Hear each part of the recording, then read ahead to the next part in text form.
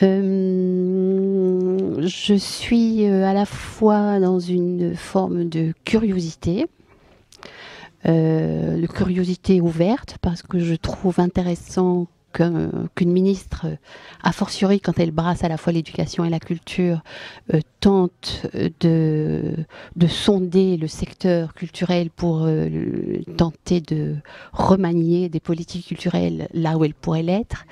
Je suis aussi relativement circonspecte parce qu'il me semble que on va difficilement éviter l'écueil de la répétition, de la plainte, de la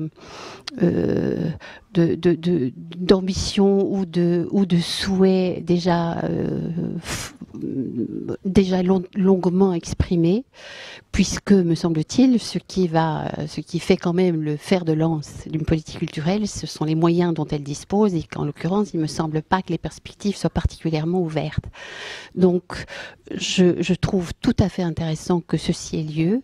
Je souhaiterais être rassurée quant à l'effectivité de ce qui peut en sortir, et là-dessus, j'ai quand même beaucoup de points d'interrogation, mais on ne peut pas, en tout cas, se lamenter quand un processus à caractère démocratique se met en route pour réfléchir sur la culture, sur les politiques culturelles et sur la manière de les rendre les plus vivantes possibles, donc les plus démocratiques possibles.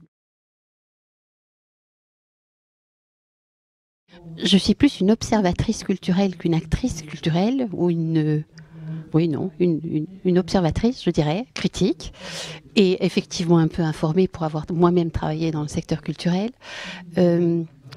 J'observe que certaines institutions réussissent avec une pertinence assez exceptionnelle à rassembler dans leurs murs une offre artistique de très grande qualité, de très grande diversité, et par conséquent des publics qui sont eux aussi extrêmement divers. Je pense, ce n'est pas en Fédération Wallonie-Bruxelles, mais peu importe. Je pense que quand on s'intéresse à la culture, on ouvre les murs.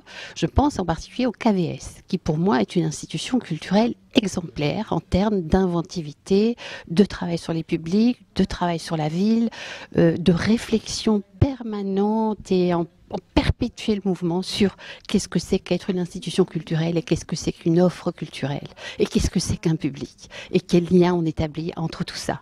Ça me semble tout à fait passionnant. J'observe aussi des institutions qui ont plus de mal, très certainement en raison de contexte, probablement, ou de l'histoire.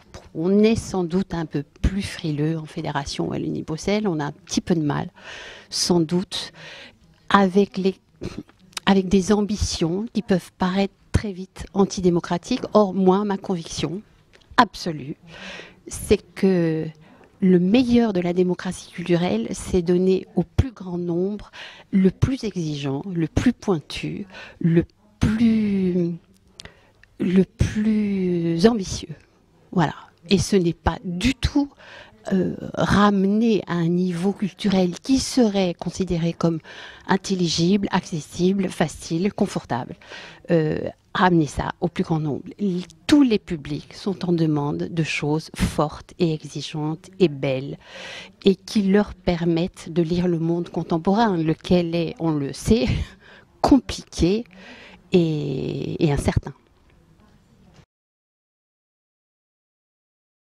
Certainement. C'est en tout cas le mien, je le revendique de manière tout à fait personnelle. Je pense, oui, que c'est le credo de culture et démocratie. C'est la nécessité de faire de chaque citoyen un être qui se vive véritablement comme un être en culture, comme un être culturel. On l'est, par nature. De toute façon, il n'y a pas un être dans cette ville qui est sans culture, mais qu'il puisse brasser toutes les formes culturelles, des plus exigeantes aux plus douces, ça me paraît être une exigence absolue. Et en la matière, notre préoccupation chez Culture et Démocratie cible en particulier la question de l'école, de l'enseignement. Et je suis très heureuse de voir que dans les ateliers, il y a en effet la question de l'articulation école et culture. C'est une question que nous travaillons, nous, depuis des années. Et si ça pouvait bouger un peu, je crois qu'on ferait œuvre utile pour la cohésion de nos sociétés, sans aucun doute.